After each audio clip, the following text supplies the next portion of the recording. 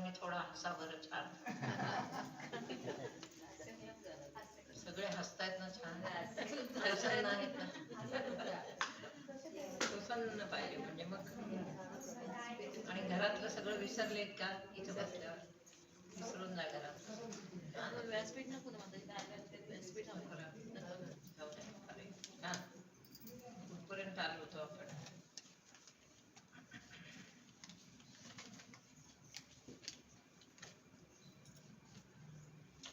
आज गुरुवार दिनांक 1/2/2024. मला ती कॅफेच गोळी द्या बरं. कपाट उघडा आहे याच्यात आहे का? आहे पण त्या जुन्या झाल्या. ते सगळं बरं ठीक आहे.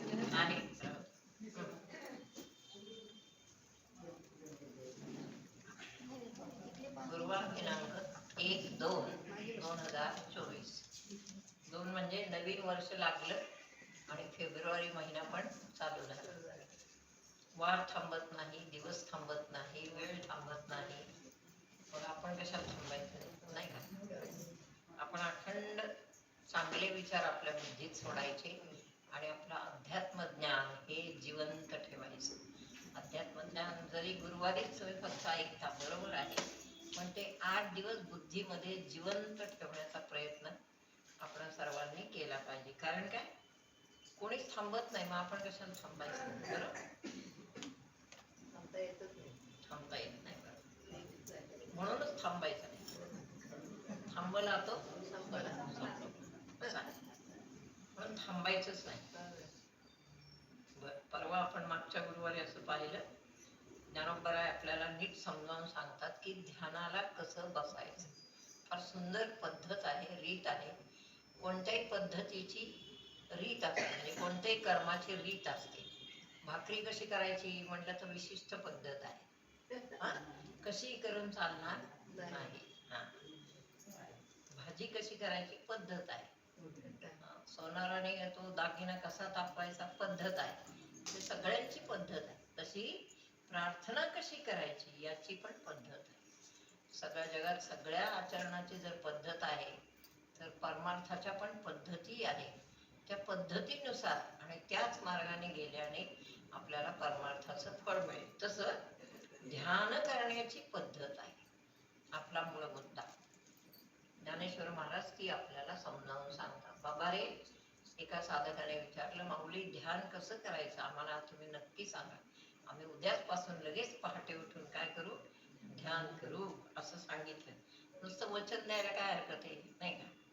पुढे बघा, तेव्हा ज्ञानोबराय म्हणतात, प्रथम असं कर, शुचौदेशे कर. प्रथम आपण ध्यानाला बसतो ती जागा शुचिर्भूत पाहिजे, पवित्र पाहिजे. कळलं? उठायचं आणि कुठेही ध्यानाला बसायचं असं नाही. ती जागा पवित्र पाहिजे, म्हणजे देवालय पाहिजे, शिवालय पाहिजे, किंवा एखादा निगूढ मठ.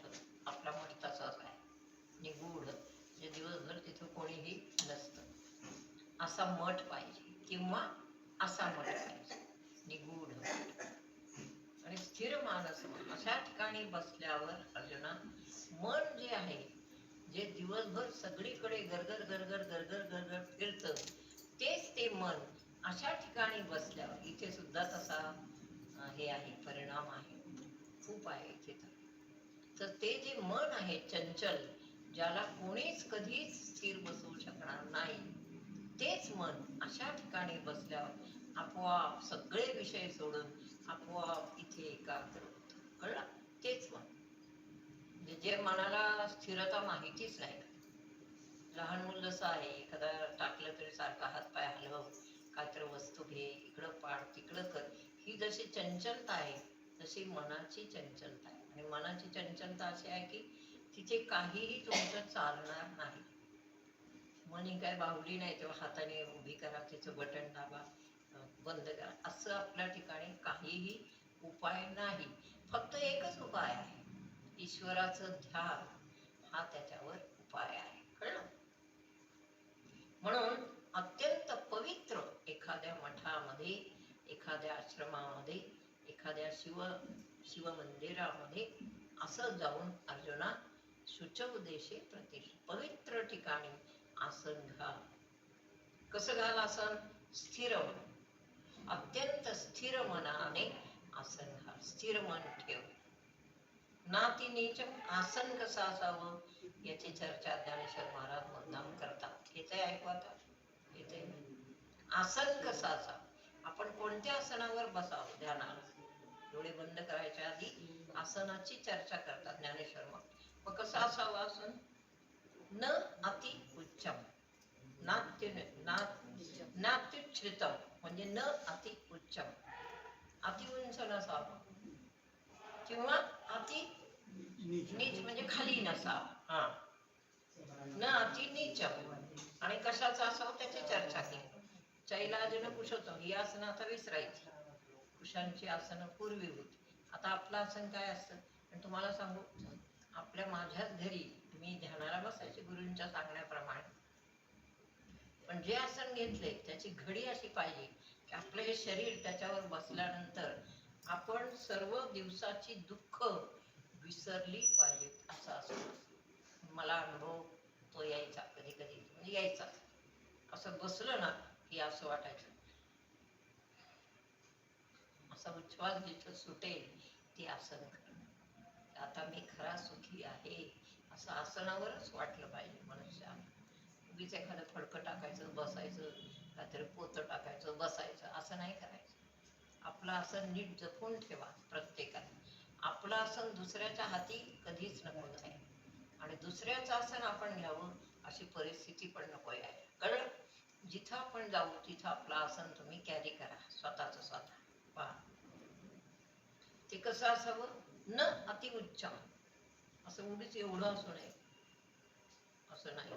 न अति नीचम, अति खोल म्हणजे ते त्याने काय होतं, जी खालची जमीन आहे फरशी आहे त्या फरशीचं कठीणपण आपल्या मांड्यांना लागू नये. न अति नीचम, फरशी किंवा जमीन असेल त्याचं कठीणपण आपल्या मांड्यांना आपल्या शरीराला स्पर्श होऊ नये असं आसन असावं. आणि अति उच्च म्हणजे हवेतच तरंगलाय असं पण नसावं. चैलाजिन कुशोत्तम ते काय आता नाहीये, जाऊ दे. पुढे असं बसल्यावर अर्जुना हृदयाते अनुभव करी. ओवी क्रमांक 66. हृदयाते अनुभव. पहिल्याच दिवशी साधक बसला सांगितल्या.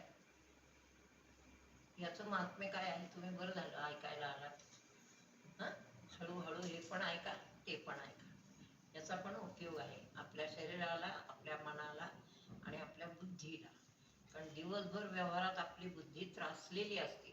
ती त्रासलेली बुद्धी शांत कशी करायची हे ध्यान आपल्याला शिकवतं. कळ? त्यामुळं तुम्ही येत जा. त्यामुळं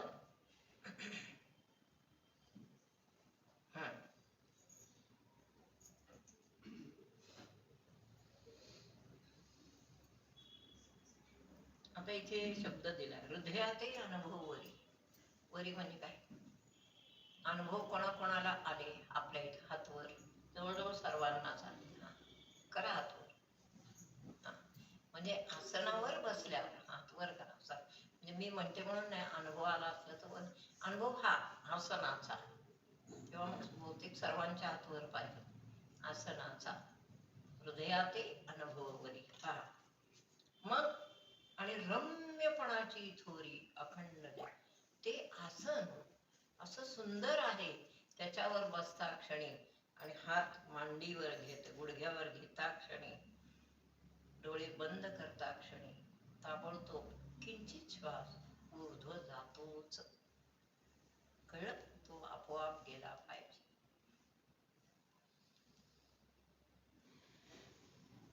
आणि शांत म्हणून शांततेसाठी पहाट सांगितली. पहाटे कोण कोण इथं उठतं? हा हात वर.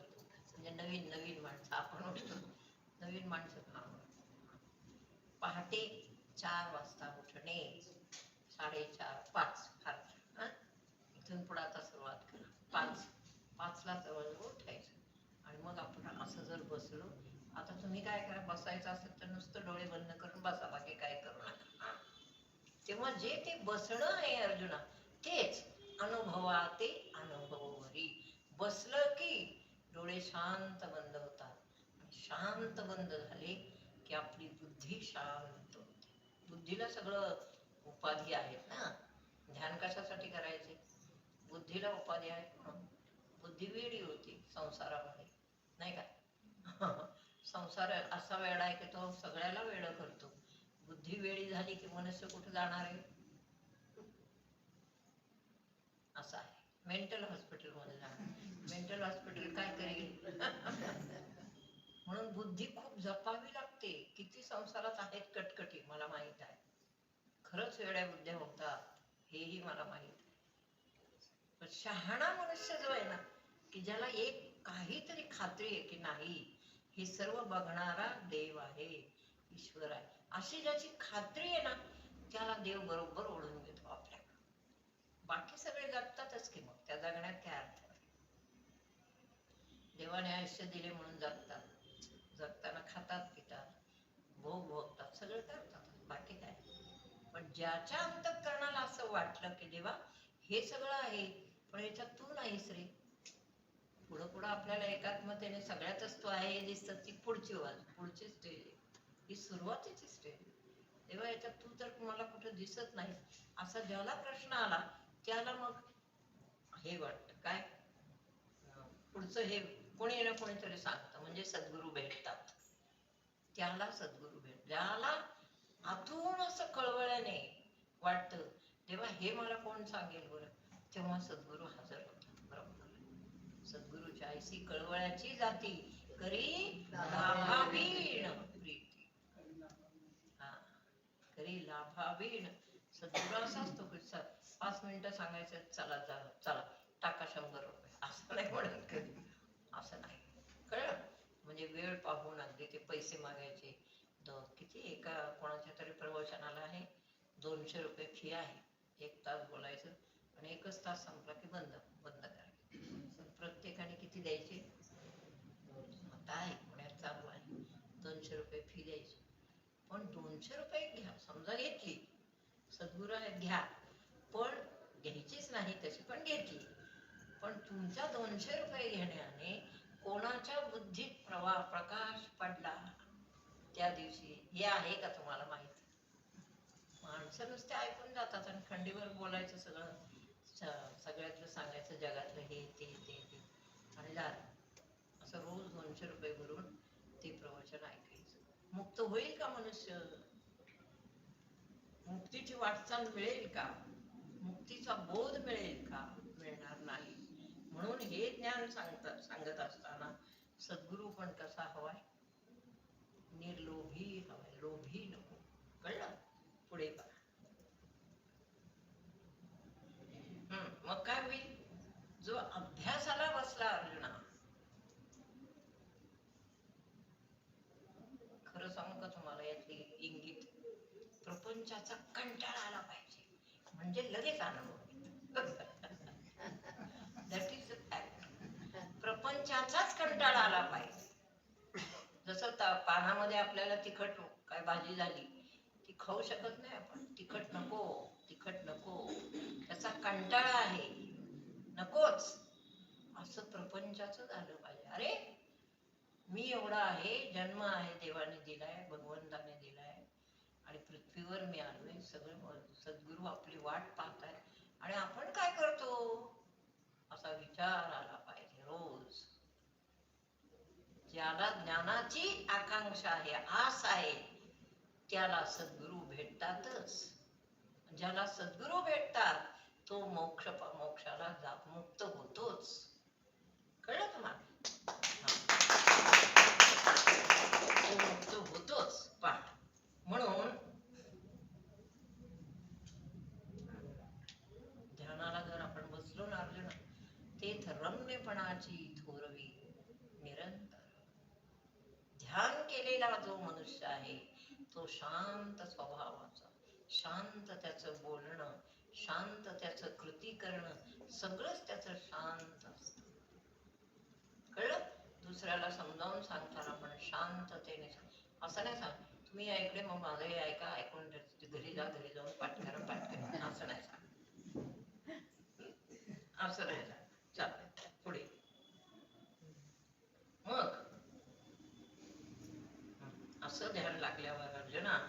जया आड जाता पाथा तपश्चर्या मनोरथा पाखंड्या ही असता संभार.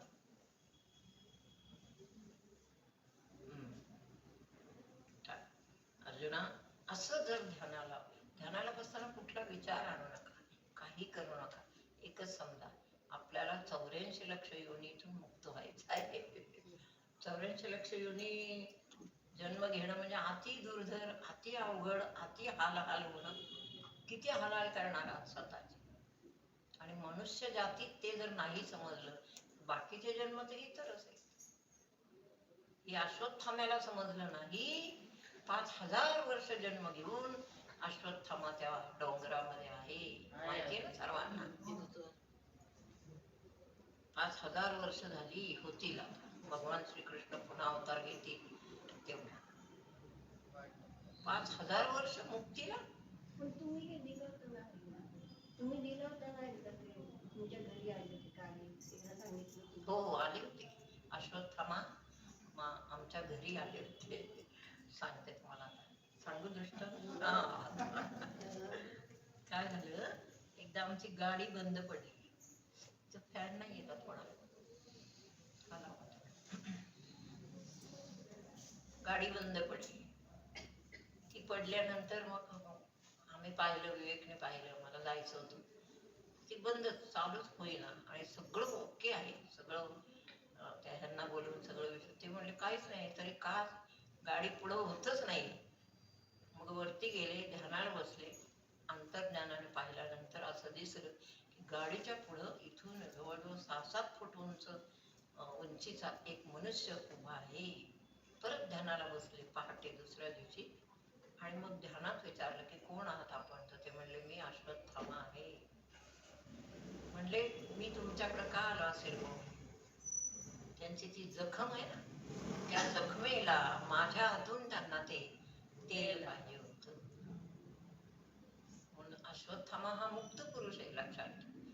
मुक्त पुरुष आहे की त्याच जन्मी विद्वान आणि सगळं ते आहे, पण आता त्यांना मुक्ततेचं हे आहे. पण तो शाप झाला, मुक्ततेचा शाप झाला. म्हणून ते आतापर्यंत जीवन जगणं असह्य आहे, तरी पण ते जगावंच लागतं. म्हणून त्यांच्यासारखी पाप आपण करू नये. दिसली मुंगी चिरळ, दिसली पाल फेक कुठेतरी, किंवा तिला मार, दिसला अंक हे कर, असं करू नका. करा, ते प्रतिकार करता आले पाहिजे, करायला लागतात, पण वेगळ्या पद्धतीने करा. कळलं. जास्त लागला फॅन. जवळ जवळ असल्यामुळे मग इकडचं लावून तर लांबचा आला होता. फिरता ठेवा. मागचा लावा. बंद करा. नको, बंदच करा. हा, जवळ आहे नाही. अश्वत्थामा आले, मग वरती आले. आमच्या त्या माझ्या देवघराच्या दरवाजात उभं राहिलं, देवघराचा उंबरा आणि त्यांचं डोकं वर, असं पण मी पाहिलं. तिकडे नको लावू. अगदीच लोक कळलं. हे सगळं मी पाहिलं. नको, बंदच करा. हे सगळं मी पाहिलं, जवळून अश्वत्थाम्यांना पाहिलं. मग त्यांना बसा म्हटलं, बसले. आसन टाकलं, बसले. आणि त्यांची ती सगळी जखम मी दिव्य ध्यानाद्वारा, ध्यानामध्ये अश्वत्थामा तिथेच होते, आणि ते सगळं मी हळद लावली, तेल लावलं, जखम धुतली, मग हळद लावली, तेल लावलं आणि व्यवस्थित पट्टी बांधली. फक्त मला एक वाटतं की ते माझ्याकडे मुक्तीसाठीच आले असतील, बरोबर आहे. पण मी त्यांना विचारलं की मी आता तुम्हाला मुक्त करते, पण त्यांनी मला सांगितलं की माझ्या मुक्तीचा क्षण भगवान जन्माला येतील तेव्हा आहे, पण मुक्तीच्या अगोदर आपलं दर्शन व्हावं म्हणून मी आलो.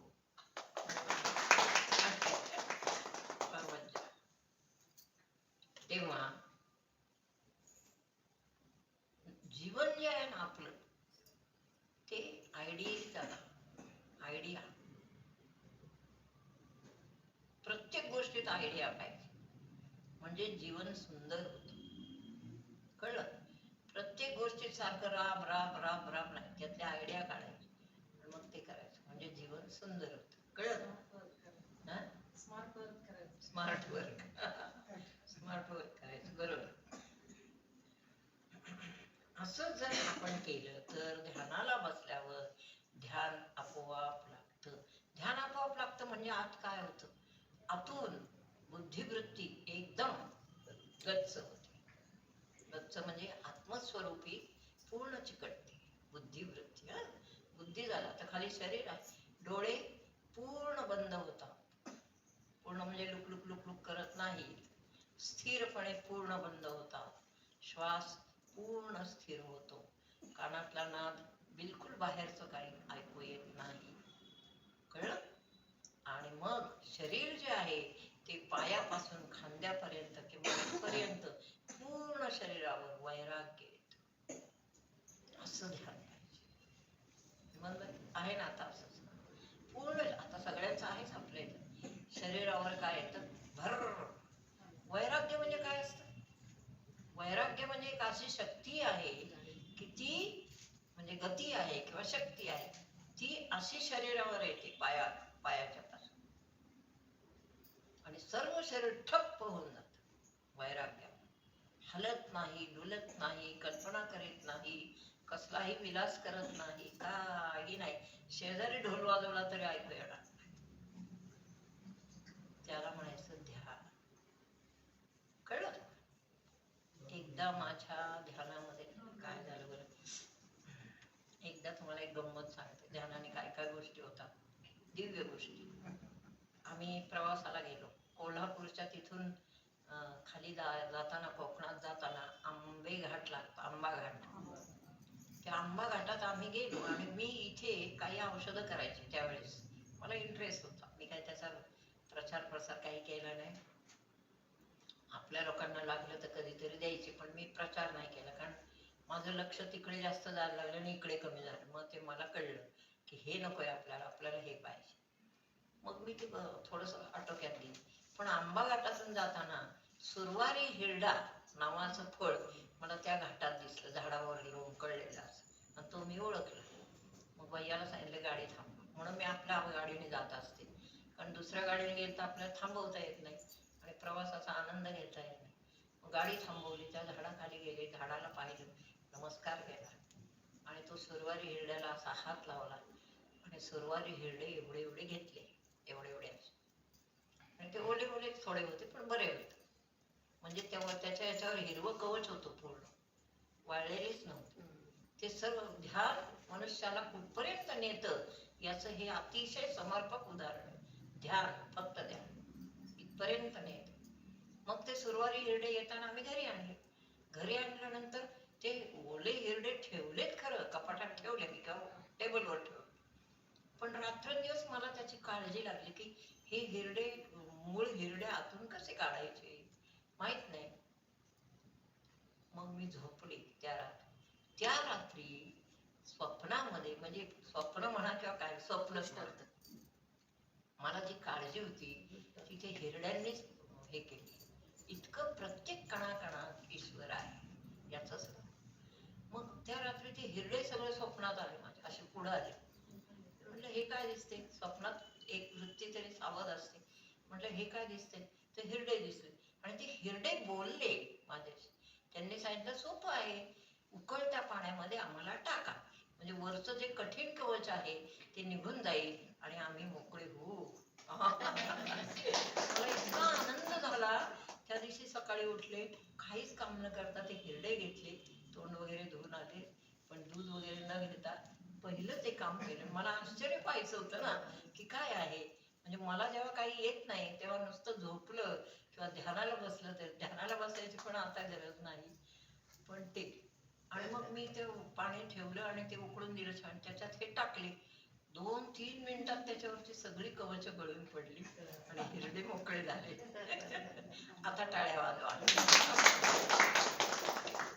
मज्जा, मला खूप मज्जा बघायला मिळायला त्याची. की वनस्पती आहे पण ती आपण ब्रह्म म्हणून तोडतोय, ईश्वर म्हणून तोडतोय. तिच्यात ईश्वर आहे, तो बोला. हा, आणि तिच्यातला ईश्वर आपल्याशी बोलून त्याची साक्ष देतो. ते हिरडे म्हणायला लागले, अहो सोपं आहे, तुम्ही आम्हाला उकळत्या पाण्यात टाका, त्यांनी मला मार्ग दाखवा. किती विशेष आहे ना, किती आश्चर्य झालं. सवयले आम्हाला हा, वृक्ष म्हणतात. वृक्षवल्ली आम्हा सोयरे असा आहे. खूप वृक्षांचे असे अनुभव आहेत मला. आता पण विनायकपुरमला मी जर गेले, म्हणजे आता हे माझं वैशिष्ट्य सारखं नको सांगायला, मी गेले तर वृक्ष गप्प असतात, पण मी तिथे गेले गेट की ते वृक्ष सगळे त्यांना आपली भाषा समजते आणि आपल्याला त्यांची. त्यांना जितकं प्रेम माझ्याबद्दल आहे तितकं त्याच्यापासून कितीतरी पटीने जास्त मला त्यांच्याबद्दल प्रेम आहे असं असतं. म्हणून वृक्षवल्ली आम्हा सोयरे मनचली.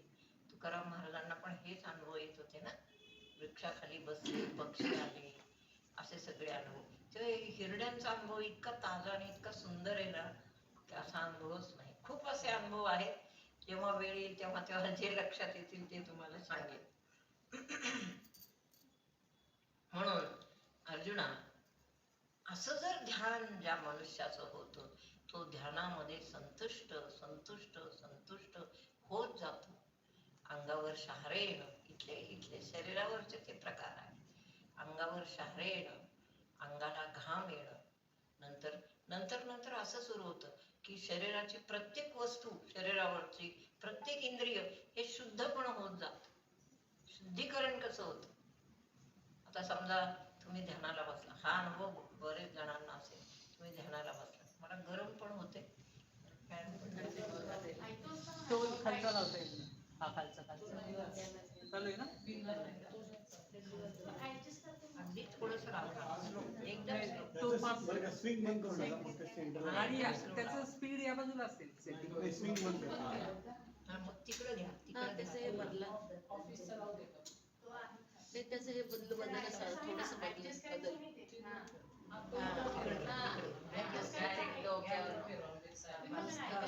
ओके. काय सांगत होते मी?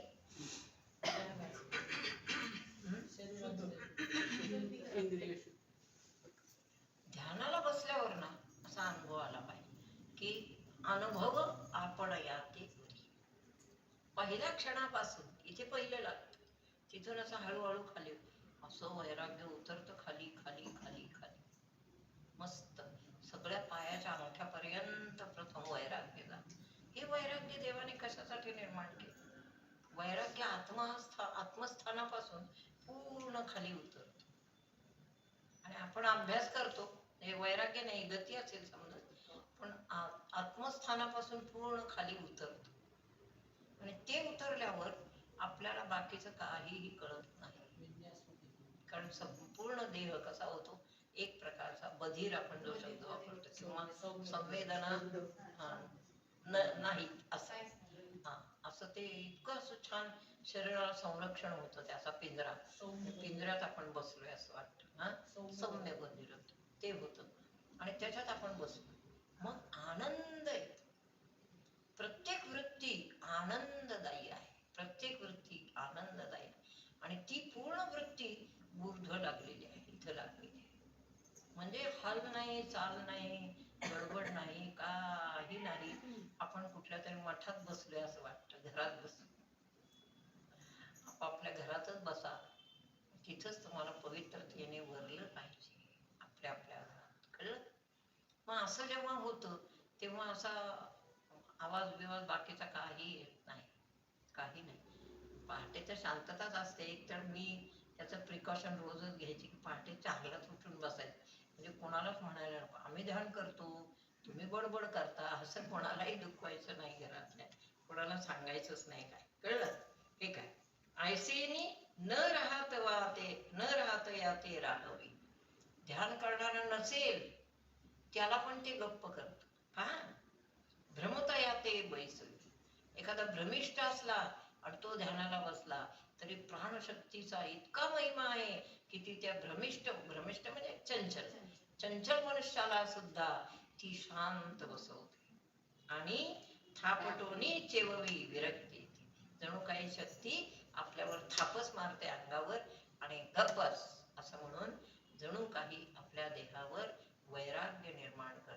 वैराग्याचा काय महिमा आहे बाबा, असं सांगितले ज्ञानोबरायांनी की वैराग्य हा अलंकार आहे. ध्यानी मनुष्याचा काय आहे? अलंकार. वैराग्य सर्वांना असावं. वैराग्य जगातल्या अनिष्ट गोष्टींपासून आपलं संरक्षण करत. जे वैराग्य अंगभर येतं सुरुवातीला तेच वैराग्य पुढं फक्त बुद्धीमध्ये राहत. सद्बुद्धी, कळलं तुम्हाला? फक्त बुद्धीमध्ये राहत. हात पाय तर सगळीकडे कर, पण बुद्धी, ही बुद्धी वैराग्यमय असल्यामुळे ती कुठेही बाकीकडे जात नाही. कंट्रोलिंग पॉवर सतत तिच्यामध्ये राहते. कळलं तुम्हाला? थापटोनी ऐसी भ्रमत याते बैसवी. किती सुरुवातीला भ्रमिष्ठ असला तो साधक, भ्रमिष्ठ म्हणजे काय? चंचल मनाचा असला तरी त्यालाही शक्ती म्हणजे वैराग्य शक्ती ही थापटून थोपटून बसवते. आई कशी बाळ रडते, किती रडत असलं तरी त्याला ओढते, मांडीवर घेते, ते रागाने करते, पण नंतर प्रेमाने थोपटते. आणि तरी नाही झोपलं तर परत थापट देते, परत झोपवते. तशी कुंडलिनी शक्ती भ्रमत याते चेव. किती भ्रमिष्ठ आहेस तू, मी बघते तुला. आता इथे बसलायस ना, तर तुझा भ्रम पूर्ण घालव. कुठेतरी संस्कृत पाठशाळेत आल्यासारखं वाटतं. भ्रमत याते बैसवी, थापटून चेववी विरक्ती. आणि त्याला थापटून थोपटून त्याच्या वैराग्याला जाग करते. कोण? कुंडलिनी शक्ती. मग त्याचा स्वभाव कसा होतो? हे राज्य आहे तरी सांडावे, राज्यही तृणमाना. कळलं? असा त्याचा स्वभाव बन. मग निवांता येथेच असं दे, असे शृंगारी आई उपदे देखत. किती शृंगारी मनुष्य होता पूर्वी. उदाहरणार्थ पूर्वीचं उदाहरण सांगा एखादं मला. गुरवणी महाराजांच्याकडचे कोणी शिष्य होते ना, बिडकर महाराज शृंगार उपभोगीत होते सतत, म्हणजे वेश्येकडेच जायचे सारखे. बिडकर महाराज इथे समाधी आहे शनिवार पेठेत आहे. मी जाऊन पाहून आले. मी सगळ्या संतांच्या पुण्यातल्या समाध्या देवळं सगळं पाहून आले. आता रे पूर्वीच बरं. मग ते बिडकर महाराज रोज वेश्या. त्यांना तो छंदच.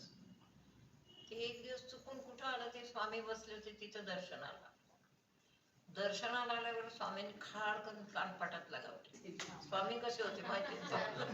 ते काय आमच्यासारखे असं ना बसावं बघत्या असं नाही. खाडकन पहिलं दर्शनाला वाटलं की खाडकन लगावले. ती लगावली कशासाठी माहिती? त्याची कुंडलिनी जागी झाली. कुंडलिनी जागी झाली, भ्रमाची वृत्ती गेली संतांच्या स्पर्शावर.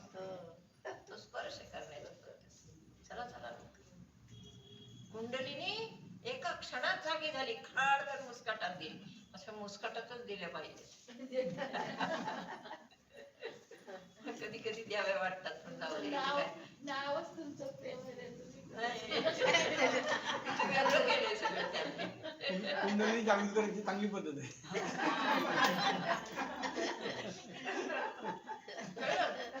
भ्रमत याते बैसवी. अशी कुंडलिनी शक्ती किंवा शक्ती जी वैराग्यमय आहे, ती असा भ्रमिष्ठ जरी मनुष्य असला तरी त्याचा जागृत करते त्याला. तसं या महाराजांना कोण? बिडकर आला, खाली वाकल्यावर कानफटात लावलं, खालीच बसला, ध्यानालाच बसला. ध्यानातून डोळे उघडले तेव्हा नमस्कार केला आणि सांगितलं, स्वामी एवढी वर्ष मला कोणी भेटलं नाही, हे तुम्ही माझं काय केलं? ते म्हणले तुझी कुंडलिनी जागृत केली, आता तू जा पण. आणि एकदाच स्वामींनी हस्तस्पर्श केला, त्याच्यावर बिडकर महाराज हे सिद्ध पुरुष म्हणून गणले गेले. स्वामी महाराजांनी काम केलं. हो, अक्कलकोट स्वामी हे सगळे स्वामींचे शिष्य. शंकर महाराज, आपले जंगली महाराज, बिडकर महाराज हे सगळे स्वामींचे शिष्य. स्वामींनी खूप कार्य केले. अनुग्रहाची चांगली पद्धत आहे. आला समोर की काय अडकण लागलं. आता कलियुगात असं नाही चालणार. तुला नाही ना असं काय वाटत? आता तेच सांगितलं ना, प्रेमल नावच देऊन टाकलंय. त्यांनी नावच बदललं आमचं. म्हणजे प्रमिला नाव आहेच माझं, पण आमच्या गुरूंनी त्याचं प्रेमल केलं. प्रेमल गीत येत होती तेव्हा, आणि मी ते लिहून काढायचे. तेव्हा शंका येते सारखं ते शेवटी जमायचंच नाही, शेवटचं चरण जमायचंच नाही. प्रत्येक वेळी प्रमिला म्हणे, प्रमिला ते काय शेवटी यमक पण काहीच जुळायचं नाही. मग ती सगळी गीतं अर्धवट राहिलेली ती तशीच ठेवली. आणि सद्गुरुराज एकदा घरी आले तेव्हा त्यांना शंका विचारली. म्हटलं गुरुजी, नामा म्हणे, जनी म्हणे, ते ठीक आहे, ते जुळलं, पण प्रमिला म्हणे जुळतच नाही ना. ते म्हणले तुम्हाला कोण प्रमिला म्हणणार आहे, यू आर प्रेमल. असं म्हटल्यावर ते, आणि दुसऱ्या दिवशी मग पहाटे मी ते जुळवायला गेले, प्रेमल समेधा, ते सगळं. तर ते बरोबर जमलं सगळं. इतकी सुंदर चरण आली. हे सद्गुरूंच सामर्थ्य आहे. मग जर अर्जुना असं गुरूंनी थापटलं ना, किंवा तोंडात नको मारायला प्रत्येक वेळेस, पण थापटलं तरी वैराग्य येतं. लक्षात ठेव. काय येतं? वैराग्य येतं. वैराग्य हा ध्यानाचा मूळ पाया आहे. वैराग्य हा सिद्धींचा मूळ पाया आहे. वैराग्य हा जीवनाचा मूळ पाया आहे. जीवनात तुम्ही किती मोठे तपस्वी व्हा, वैराग्य जवळ नसेल तर तपाचा काही उपयोग नाही, अभ्यासाचा काही उपयोग नाही. म्हणून वैराग्य हा पहिला आपला भाऊ पाहिजे पाठीशी. कोणी वैराग्य? भाऊ आहे. त्याला आवाहन करायचं रोज, हे वैराग्य रूपी माझ्या भावा, माझ्या संपूर्ण देहामध्ये तू नित्य हजर राहा, ही तुला विनंती आहे. रोज पहा. भाऊ भाऊबीज म्हणून इथे लिहिले. मग बिडकर महाराज, त्यांना सवय होती, पण जसं काय स्वामींचा हात पडला तसे जे बिडकर महाराज मांडी घालून जे बसले ते साक्षात्कारित झाले. नंतरच डोळे उघडले. खूप छान. एक इथे या गल्लीच्या पलीकडच्या गल्लीमध्ये सहस्रबुद्धे महाराजांचा वाडा आहे. अशी कमान आहे मोठी आणि वाडा आहे. त्यांचे ते पण स्वामी यांचेच अनुग्रहित. कोणाचे? स्वामींचेच. हा, स्वामींचेच. पण काय गंमत झाली, परंपरेतले कोणीतरी आहे, पण त्यांची काय गंमत झाली कोण जाणे. ते गुरढ गेले म्हणजे उन्मनीतच गेले डायरेक्ट. ते जरा डेंजर झालं. आता आम्ही कसे आहोत पहा, आम्हाला उन्मनीत आम्ही चटकन जाते आत्ता सुद्धा घरी, पण ते परत येण्याचं मला दिलेलं आहे साधन. ते परत येता आलं पाहिजे. म्हणजे खेळ खेळे परी डाईन सापडे. डावात सापडायचं नाही, ही विद्या गुरूंनी द्यावी लागते. बाबा खेळ खूप खेळ, म्हणजे प्रपंच कर, लोकांना मदत कर, काय जे करायचं ते कर, तुरी अवस्था. तसं आपले हे सहस्रबुद्धे महाराज, मला खूप वाईट वाटतं त्यांच्याबद्दल आणि आदर पण तितकाच आहे. ते कायम उन्मनीमध्ये गेले. समोर नसतील गेले होते. 2017 साली मी स्वतः उन्मनीत गेले होते. तेव्हाची गोष्ट सांगते थोडीशी. उन्मनीत तुम्ही जाणार आहात अशी पहाटे 4 वाजता मी ध्यानाला बसले होते, तेव्हा मला गुरुजींचे शब्द ऐकू आले की तुम्ही आता उन्मनीत जाणार आहात, असं मला 3 वेळा कानामध्ये शब्द ऐकू आले. तर मी घाबरले नाही, कारण गुरुंनी शिकवून ठेवले ना उन्मनी म्हणजे काय. पण माझा भ्रम झाला, तिथेही भ्रम झाला की उन्मनीत आपण गेलो की लगेच परत येऊ, असं झालं. आणि 3ऱ्या दिवसानंतर मी आपोआप माझा देह पूर्ण निश्चित पडला आणि मला काहीही कळलं नाही. कारण मी उन्मनीत जाणार त्यांनी सांगितलं तरी मी परत वृत्ती खाली घेतली नाही. ती वृत्ती तिथंच चिकटली आत्मरूपात आणि ती खाली आलीच नाही. ज्या दिवशी, त्या दिवशी देह निश्चित पडला. खूप त्रास झाला सर्वांना. आणि मग घरीच आपण तसं पडलो तर बोलत नाही, चालत नाही, देहाचं जीवन तेवढं बोलत नाही, असं. मग हे लोक घाबरले सगळे. यांनी दवाखान्यात नाही, पुष्कळ दवाखाने केले, एकाही डॉक्टरांना त्याचं कसलं, कारण सगळं तपासण्या कराव्यात तर ते नॉर्मल आहे, सगळं नॉर्मल, काहीच कशात रोगच नाही. तर मग काय करणार डॉक्टर? पटपट पुष्कळ दवाखाने त्यांनी हलवलं. मग तिकडं नाही, मग इकडं नाही, ते सगळं. शेवटी आम्ही याच्यात गेलो. कुठला दवाखाना? दीनानाथ. ते दिनांचे अनाथ आहेत ना, दिनांचे नाथ आहेत ना, त्यामुळे दीनानाथ. मग तिथं गेलो. तिथं गेल्यानंतर त्यांनी सांगितलं या बाईंना कशाला आणले, यांना म्हणा घेऊन जा घरी, यांच्यात काही राहिलेलंच नाही. पण त्या 1 वर्षामध्ये आता मला कोमट पाणी करा. त्या 1च वर्षामध्ये तुम्हाला आश्चर्याची गोष्ट सांगायची आहे. गुरुप्रतिपदा आली की मी ह्यांना सावध होऊन, तेव्हा वृत्ती कशी खाली यायची, ह्यांना सावध होऊन सांगायची विवेक मला आता हॉलमध्ये घेऊन चला, गुरुप्रतिपदा आहे, मला प्रवचन करायचं आहे. इथे येऊन 1-1.5 तास मस्त प्रवचन हाणायची की लगेच अशी पडायची की चालले हे धरून न्यायचे सगळे. असं असतं उन्मनीचं. उन्मनी ही आपल्या हातात नसते. सर्व शरीराची सर्व काय म्हणतो आपण प्राण जो आहे तो खेचून इथं जातो आणि गलित गात्र होतो मनुष्य. म्हणून उन्मनीत कोणी जाऊ नये अशी सद्गुरू प्रार्थना करतात. जास्त काय झालं तरी उन्मनीत नाही जायचं. म्हणून तुम्हाला एक शिकवून ठेवते, जे आता खूप अभ्यासाला जो गेले त्यांना शिकवून ठेवते. काय करायचं आहे बोला सुनायकर? कोणती प्रार्थना? असं वाटलं ना की आपण गुंगीत जातोय असं होईल एका दिवशी, होऊ नये. कारण तुम्ही लांब राहता, मी लांब राहते, मला कोण सांगणार असं आहे. तर मी जवळ नाही किंवा नसले तरी किंवा माझ्याकडे इकडं आणायचं असं करायचं जर कोणी गेलं. पण स्वतःचे स्वतः श्वास वर घेऊन इथे जाऊन पटकन प्रतिज्ञा करा किंवा प्रार्थना करा की आता मी उन्मनीत जाऊ नये, खाली वृत्ती खाली यावी की, आणि लगेच श्वास पाहायचा की वृत्ती खाली आलेली असेल.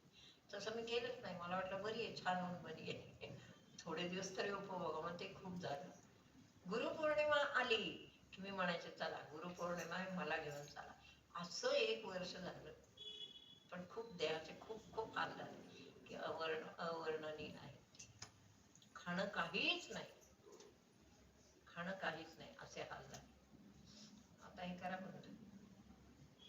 कसं शरीर आमचं पंखा लावला तर थंडी वाजते, बंद केला तर गरम होते.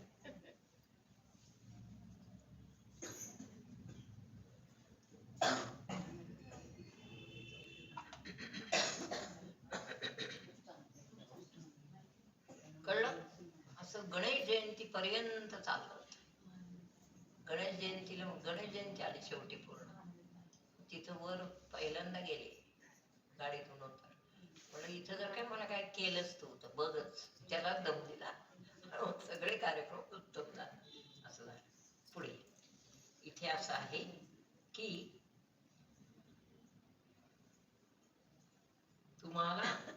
तुम्ही वैराग्यवान असाल तर तुम्हाला पाहता क्षणी एखाद्याला वैराग्य आलं पाहिजे. कळलं?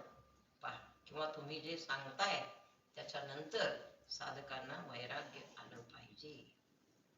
तसं जर ज्याच्या ठिकाणी असतं, ज्ञानोबा त्याचं वर्णन करतात, जो येणे माने बरवंट, जो असा आहे अर्जुना, आणि पैसेची अति चोखट म्हणजे निर्मळ मनाचा, तसा अत्यंत निर्मळ मनाचा आहे. त्याच्या आत काही नाही, कोरा कागज. कोणतं गाणं आहे ते? कोरा कागज. था मैंने मेरा, कुठे कोरा कागज? मग ती राहिली नसती का तुझ्याजवळ? लिख दिया नाम उसपे तेरा. तसं भगवंताचं नाम लिहा. आपला अंतकरण एकदम कोरखट्ट करायचं, तिथे कसलीच रेग नकोय. मग भगवंत हळूहळू तिथे येतो, छोट्या छोट्या पावलांनी तिथे प्रवेश करतो आणि आपल्याला दर्शन देतो. भगवंत यावा आपल्या. कळलं? भगवंताचे लाड करा, भगवंत यावा अशी प्रार्थना करा. सजीव पण यावा आणि मग निर्गुण पण येतो. सगुण निर्गुण, गुणांचे अगुण. कळलं? भगवंत येत असतो आणि आलेला आपल्याला समजला पाहिजे. आपल्याला एखादी गोष्ट अडली, ती सहज साध्य झाली, सुटली, भगवंताला लक्षात ठेव. आपल्याला ध्यान लागलंच नाही 8 दिवस आणि आज लागलं, भगवंताला असं समजा. कळलं तुम्हाला? असं भगवंताची हे आहे. ज्या दिवशी आता महिनाभर ध्यानच लागणार आणि आज खूप ध्यान लागणार, समजा भगवंता आपण ध्यानाला बसलो आणि दिव्य गंध आला. एका दिवशी येतो बघा, दिव्य सुगंध येतो. कोण आणतो कुठं? आपल्या त्या आमच्या घरात तर सारखं चालू असते. आम्ही तर पूर्ण कितव्या मजल्यावर आहे, कितवा मजला आहे आमचा? चौथा. तिथं काय आहे का बा? तिकडे बाजूला गाड्या जातात, काही जातो. इकडे काय सामान्य सगळे लोक राहतात. तर आमच्या घरात आलं की काय होतंय, कुठून आला सुगंध? नुसतं म्हणायचं कुठून आला. मी स्थिर राहते, कुठून आला पण तुम्ही बघा. अवचिता तसा ज्ञानेश्वरांना एकदा सुगंध आला. अवचिता परिमळू झुळकला आळूमाळू. ज्ञानेश्वर महाराज रसिक होते. असं काही झालं की म्हणायचं नाही विठ्ठल आला, लगेच म्हणायचं. अवचिता परिमळू झुळकला आळूमाळू. मी म्हणे गोपाळू आला गे माये. अवचिता परिमळू झुळकला आळूमाळू. असे ज्ञानेश्वर महाराज खूप रसिक आहे. आणि ज्ञानेश्वर महाराज स्वतःला मुलगी समजतात, बाई समजतात, म्हणून त्यांचं नाव पडलंय काय, माऊली.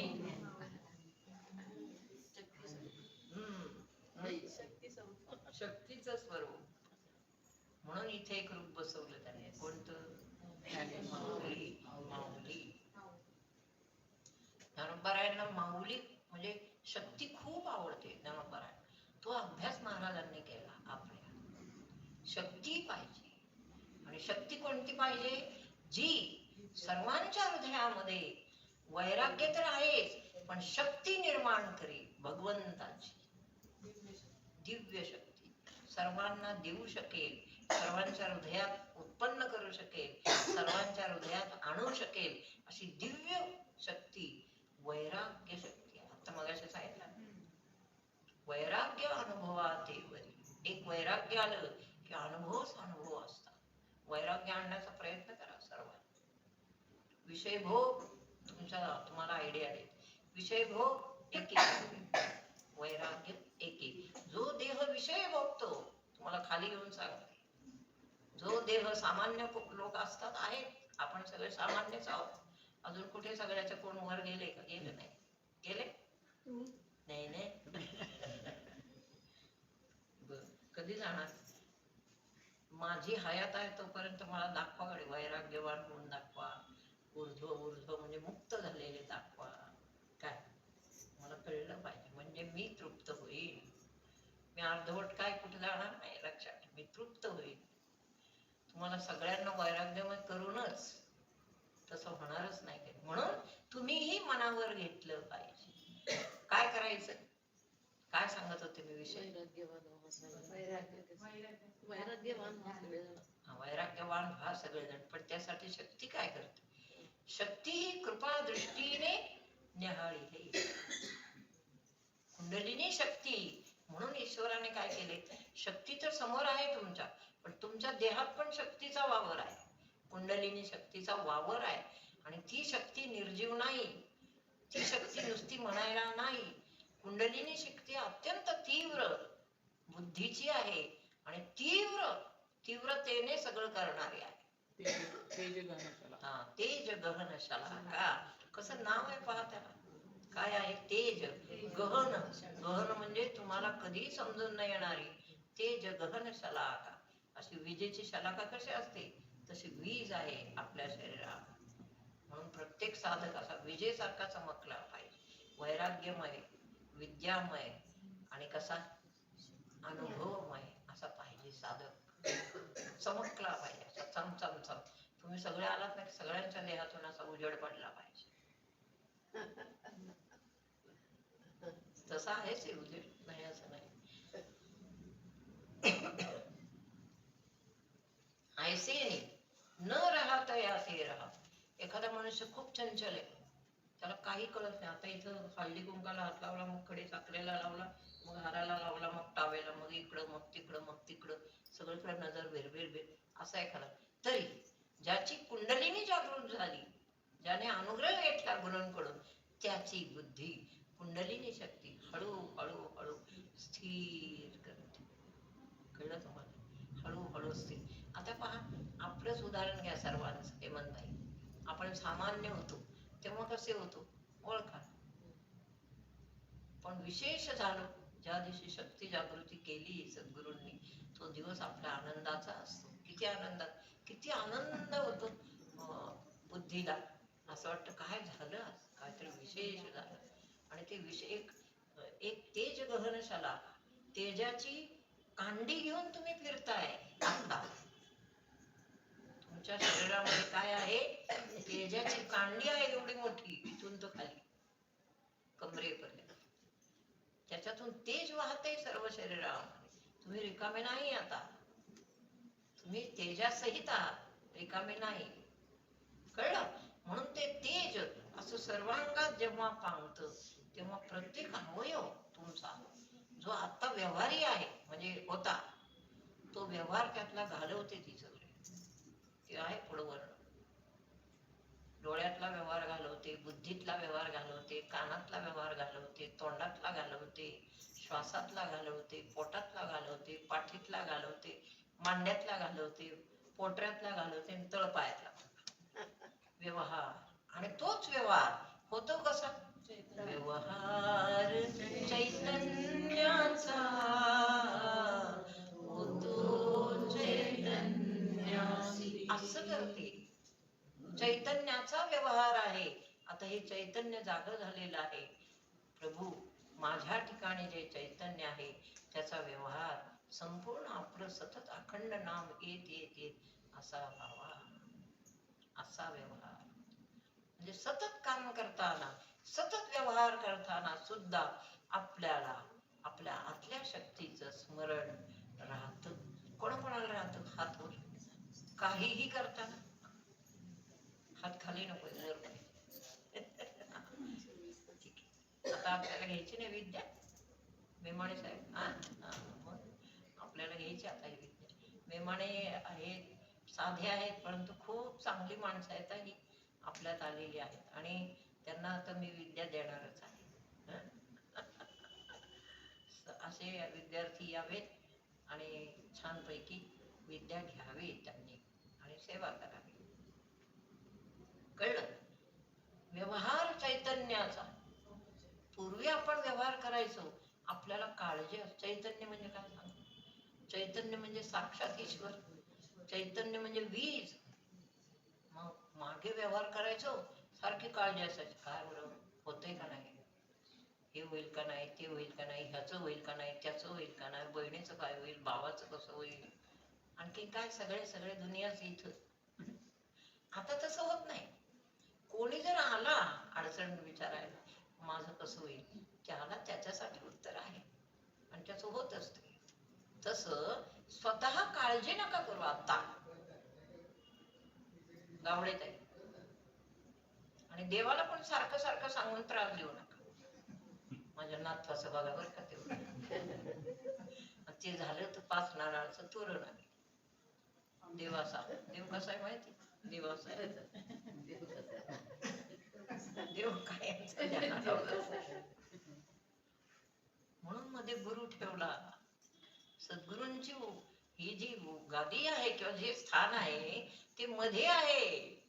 सामान्य ते सिद्ध म्हणजे देव ईश्वर, त्याच्या मध्ये एक स्थान आहे, ते आहे सद्गुरूंचं.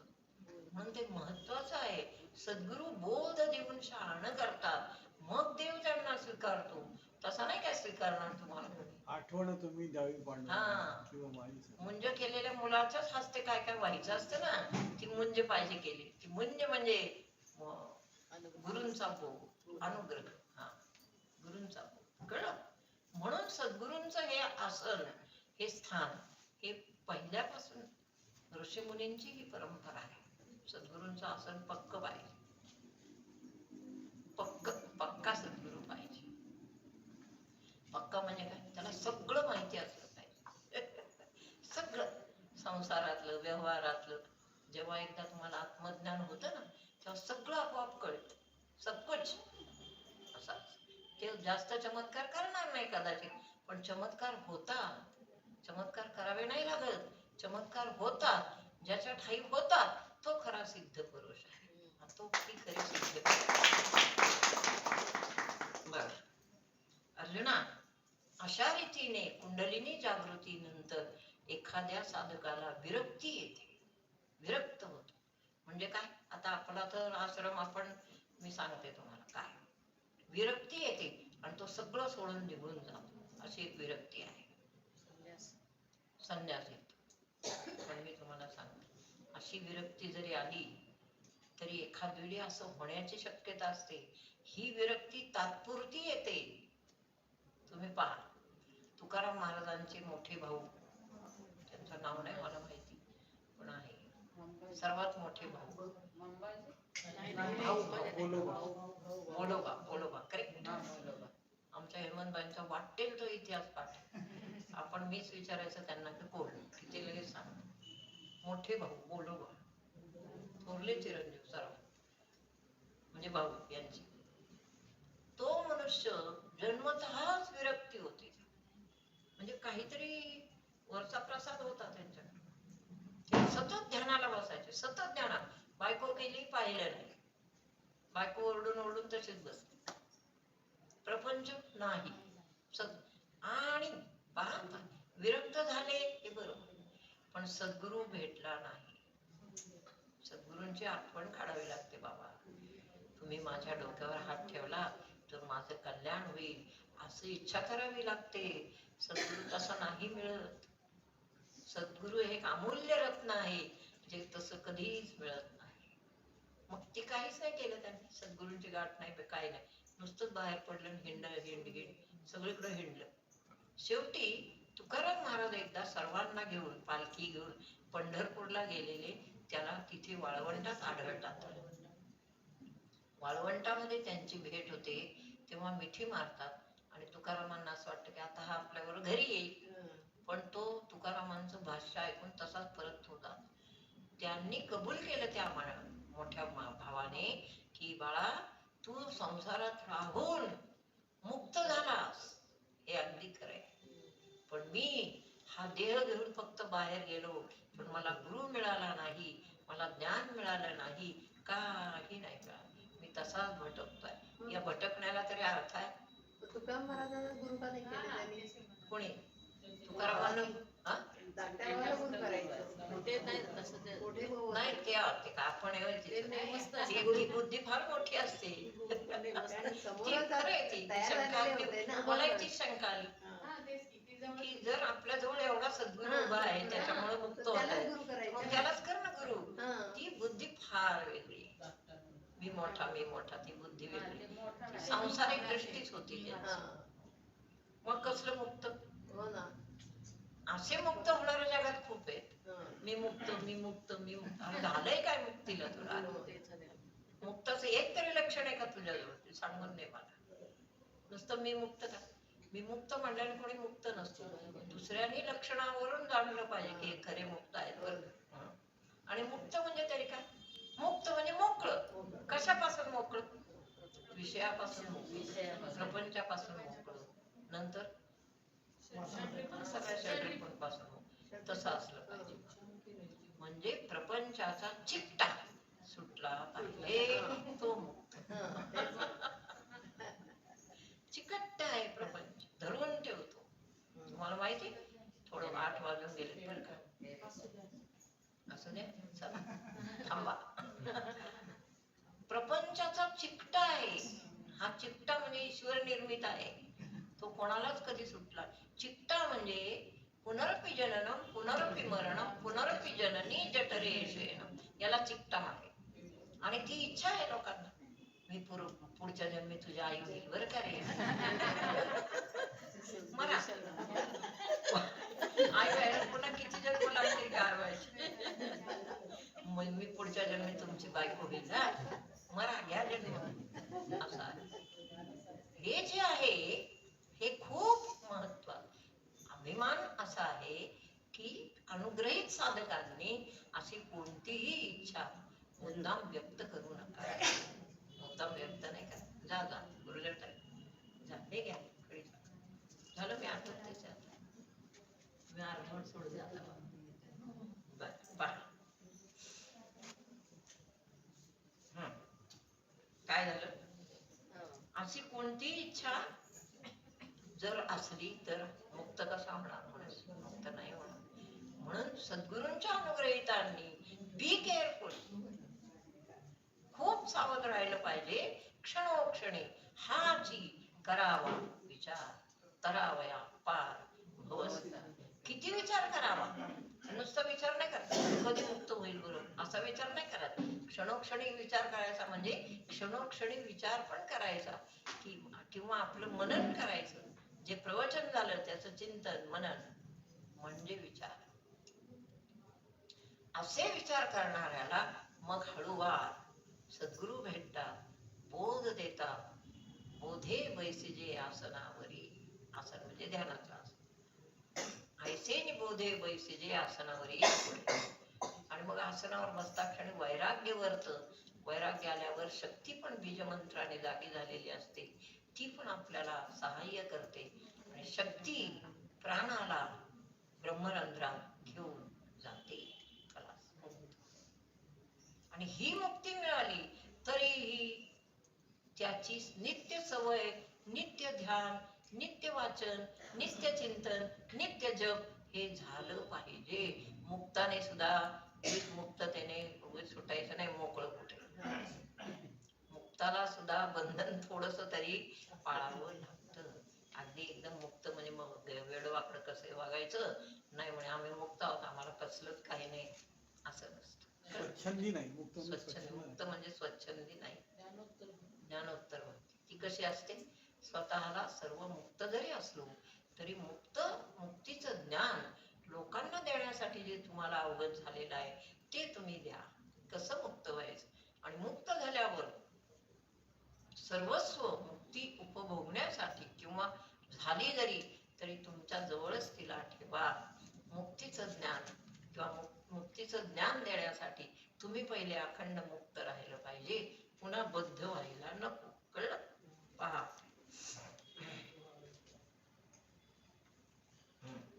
येणे माने बरवंट आणि तैसेची अति चोखट जेथ अधिष्ठान प्रगट डोळा. अधिष्ठान असतं ना सद्गुरूंचं अधिष्ठान आहे. हे एक अधिष्ठान आहे. डोळ्याला प्रगट दिसलं पाहिजे. काय आहे सद्गुरूंच्यातलं दिव्य तुम्ही शोधून काढलं पाहिजे. अशी शक्ती असं ध्यान केलं पाहिजे. तुमच्या इथं घरी कधी सद्गुरू आलेले दिसले तुम्हाला. कोणाकोणाला दिसले हात वर. वा वा वा व्हेरी नाईस. काय काय दिसलं सांगा. गणपतीमध्येच मी दिसते. हा अजून कोण. हा विठ्ठलामध्ये. वा कोणता अभंग बाळा. वृक्षवल्ली आंबा.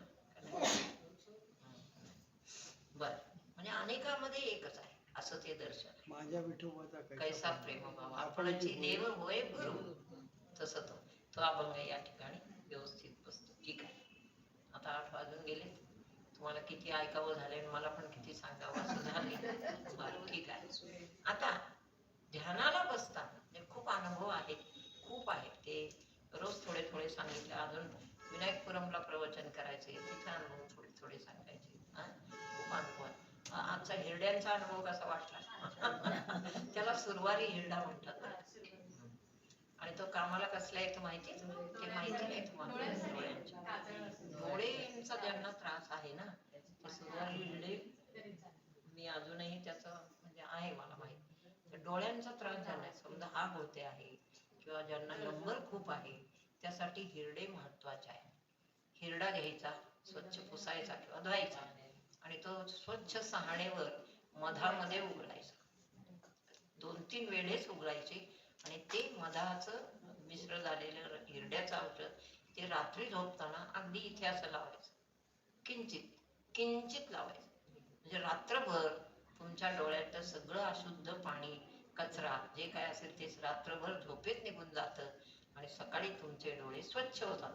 असं 6-7 दिवस केलं तर कदाचित चष्मा पण जाण्याची शक्यता असते.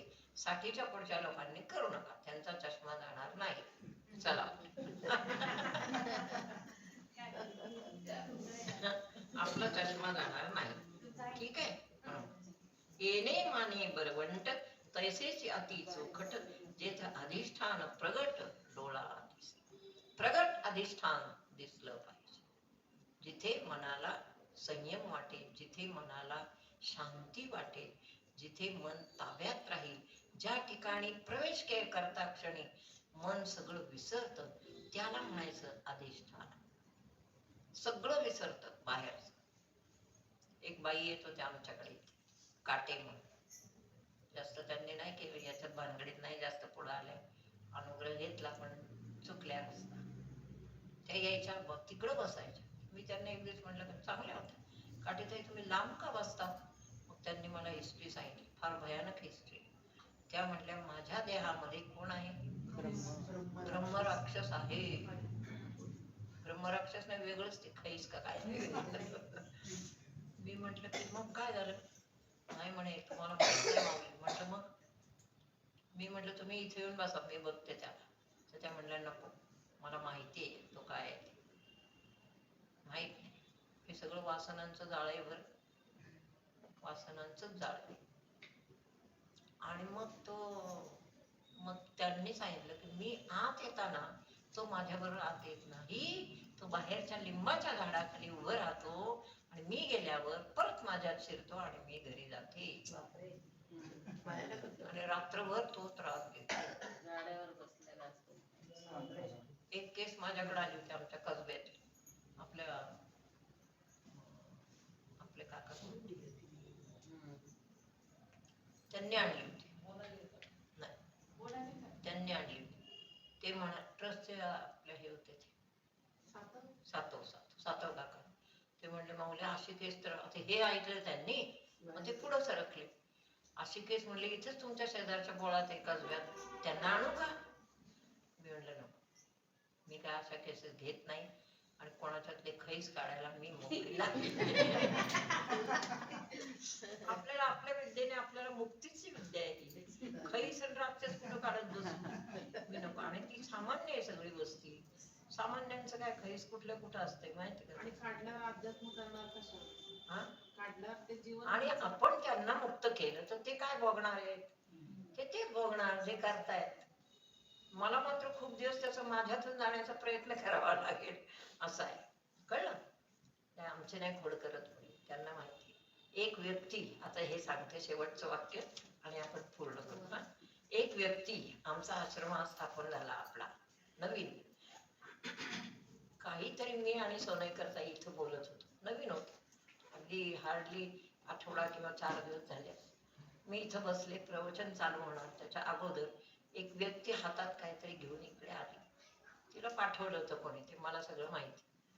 ती व्यक्ती आली आली आली आली या सतरंजीच्या पलीकडच्या लाईनला तिथंच उभी राहिली.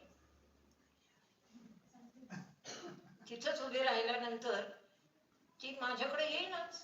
मी म्हटलं काय काळेत आहे, काय काळेत आहे, असं सगळं आम्ही विचारतोय. ओळखीचीच होतं. त्यांना पाठवण्यात आलं होतं कोणीतरी विद्या देऊन.